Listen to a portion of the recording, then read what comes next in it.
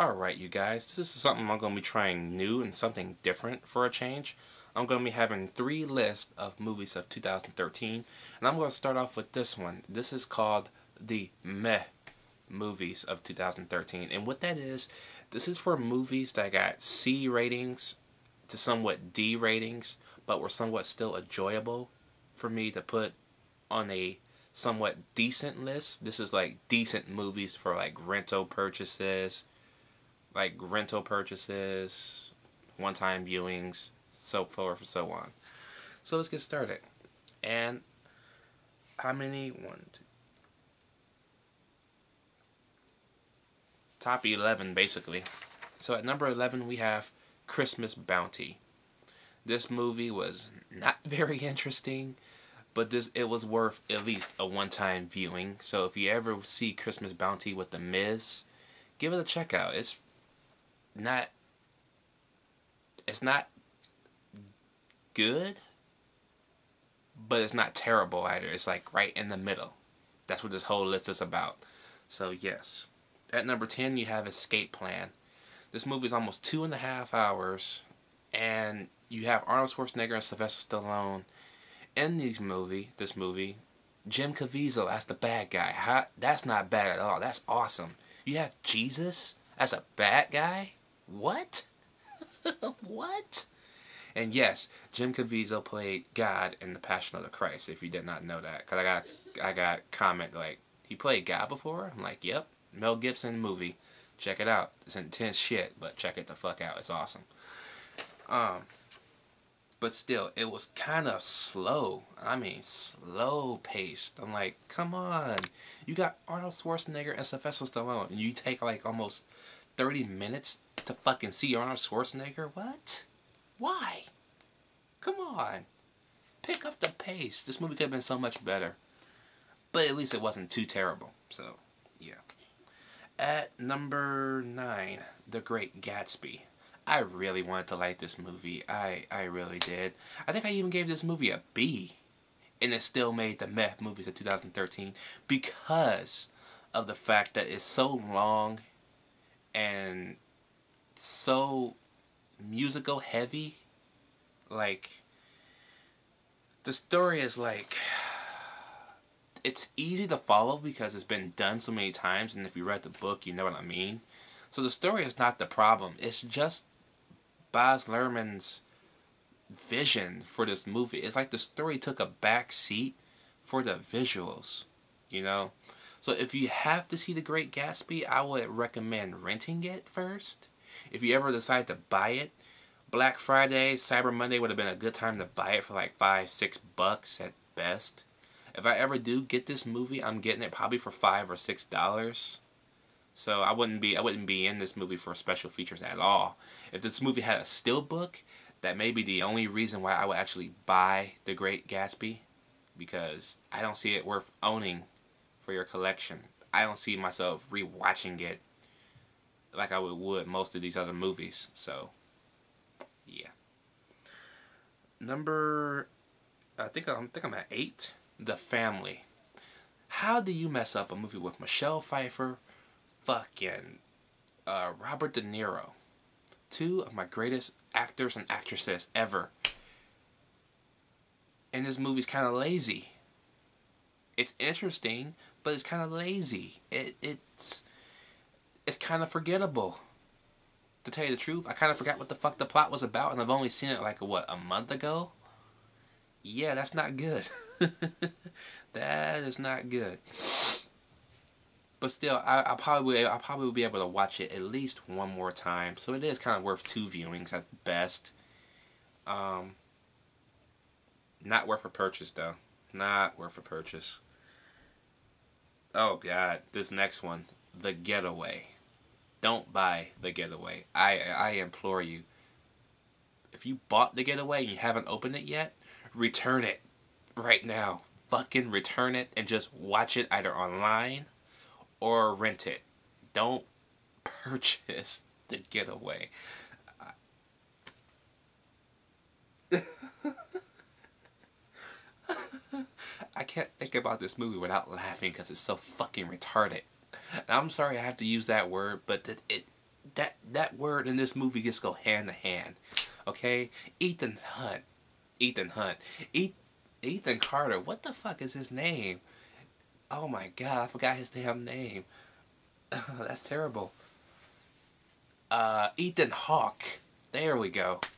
Ethan Hawke. Dude, were you smoking weed when you accepted this script? With Selena Gomez? Selena Gomez. Rent it. Or skip it. Whatever you prefer. Just don't buy it.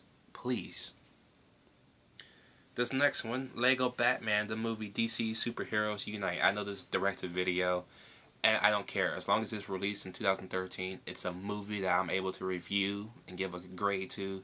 It's going to make my list. It doesn't matter if it's direct-to-video, direct-to-TV, theatrical. It don't matter. That's one thing you guys should know about me already. I don't care. As long as it's a movie, I'm going to review that motherfucker. Okay? So, this movie, basically you took all the cutscenes from Lego Batman, the video game, I think 1 and 2, and made a movie out of it. Which was kind of lazy. I mean, extremely lazy. And not only that, it takes them like almost the entire length of the movie for them to fucking unite and kick ass. What? You wait till almost the end of the movie to bring the Justice League together for the... Why? And I bet you the Lego movie's gonna have the Justice League like within the first 5 minutes of their movie. Hey, Warner Bros., I know you're trying to plan a sequel to the Lego movie. I got one for you. Lego Justice League. Bam. There you go. No ifs, ands, or buts about it. Lego Justice League. That'll sell. That'll sell more than the Lego movie itself. I'm telling you. But, yeah. Not very interesting. It is worth rewatchable. It is rewatchable, but not worth purchasing. Maybe a $3.96 at Walmart at best. It's not even worth the little Superman figure, the Superman Clark Kent figure that comes with. I wouldn't even get it just for that figure, and I'm a Superman fan, and I still wouldn't get it for that. That's sad. Safe Haven, a movie that should have been. It built up so perfectly for a Nicholas Sparks movie that I actually enjoyed. I enjoyed almost the entire movie. It was just the last part that messed it up. It was going so well, and then that last bit, what happened with that last part? I don't understand. That's, oh my god, that was just terrible. And it was gonna make the best movies list. It was there. It was almost there, and they fucked it up. But Safe Haven, it is still a good movie. I still do enjoy it. It's just that last part messed up the entire movie. It's a shame, but yes. The Call. This movie, also a good movie. Also messed up by the ending, because the ending is like, really? That's it? That's what you're gonna do? What? Why? How do you expect not to get... I'm not even gonna go into it, because I don't want to spoil it for you guys. Just watch it, you'll see what I'm talking about. Okay, it would have been the best movies list as well. But again, the ending is like a whatever ending. Like, okay, we couldn't think of any other better way to do this. So we're going to go this route. Come on, man. You're Sony Pictures. WWE Studios. What the fuck? White House Down. Now, this was a review that I've done that was split down the middle. I thought it was a good movie, okay? So I gave the movie a B for those of y'all who are into Roland Emmerich films. Basically, you're in for the stupid, fun action movie or story. It's kind of whatever, like most of his movies, and you wouldn't really care about the end result. But I also gave the movie, I think, a C+ for people who are hesitant about seeing another Roland Emmerich movie, knowing his track record. So yes, this movie is kind of on the best and meh list, but I have to be fair, I have to put it on the meh list because not a lot of people will like White House down, mainly because of Channing Tatum, because they kind of haven't grown into Channing Tatum yet because of his track record, unfortunately. But the man's getting better, trust me. So if you haven't seen White House Down, watch it. You could like it, you could hate it. It's one of those movies that's going to be split for a lot of people. But for me, I actually loved it. That's why I gave it a B. The B is for me and for everybody else that probably loves those type of movies. The C is for the cautious people. So just keep that in mind. The Hangover Part 3. Again, better than the second one. Way better than the second one. And I did I thought about it. It took a lot of guts to go that completely different direction. I mean, if you haven't seen the movie yet, then I'm not going to say what that direction is, but it is a different direction. Okay, that makes the title like, why is it called this? But it was funny, and it had its moments. You could tell Bradley Cooper just phoning it in the whole time. You know, Bradley Cooper just don't look like he wanted to be in 2 nor 3. It's like after 1, he's like, I kind of don't want to do these 2 movies anymore. I kind of made a name for myself, and I don't think these 2 are needed. And I agree, these 2 movies weren't really needed. We didn't really need 3 Hangover movies. 1 was just fine. If you had to make a sequel, it could have been Hangover 3 made into Hangover 2. And then Hangover 2 would have been non-existent. You know what I mean? Hangover 3 should have been Hangover 2. If you had to make 2 movies, you should have just took 1 and then Part 3 and then make Part 3 Part 2. You get what I'm saying? At 2, we have G.I. Joe Retaliation. Again, way, and I mean way better than Rise of the Cobra. What the fuck was Rise of Cobra? What the fuck was that excuse? Stephen Summers, you brought us the Mummy movies. 3 of the best movies that I love from you. What the fuck was Rise of Cobra? Again, can you remind me? Because I don't fucking know. How many times I've seen Rise of Cobra? I don't fucking know. I can't tell you. But I just want to say I'm going to be reviewing Rise of Cobra next year as well. There's a lot of movies I left off that list for my channel update because it would have been too fucking long. It was already a 16-minute long video, so I kind of left most of the stuff out. But G.I. Joe Retaliation. Again, a dumb, stupid popcorn flick. Is it worth your time? Somewhat. For those of y'all who still hate on Channing Tatum, don't worry, he's not in there very long. Not gonna say why, but he's not in there very long. It's just a Dwayne Johnson movie. Half the cast, basically, from the first movie, is not even in this movie. So it's basically a semi-reboot, semi-sequel. It's kind of whatever you make it.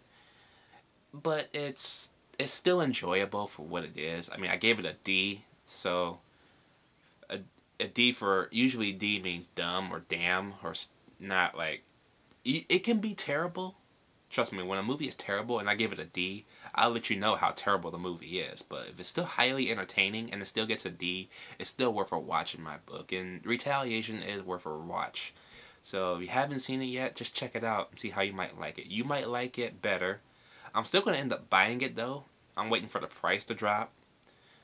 I'm not going to worry about that steelbook from Walmart because they're never going to lower that price. I mean, $30? Really, Walmart? Really? How long has this movie been out? Come on. Be fair. And last but not least, the #1 meh movie for 2013 is Broken City.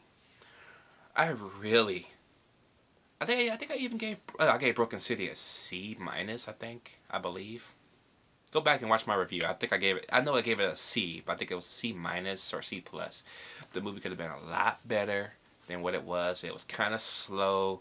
The story was kind of, yeah. Mark Wahlberg was okay in it. Russell Crowe was Russell Crowe. He's awesome. Okay, so I'm starting to see more Russell Crowe movies now. So yeah, but could have been a lot better.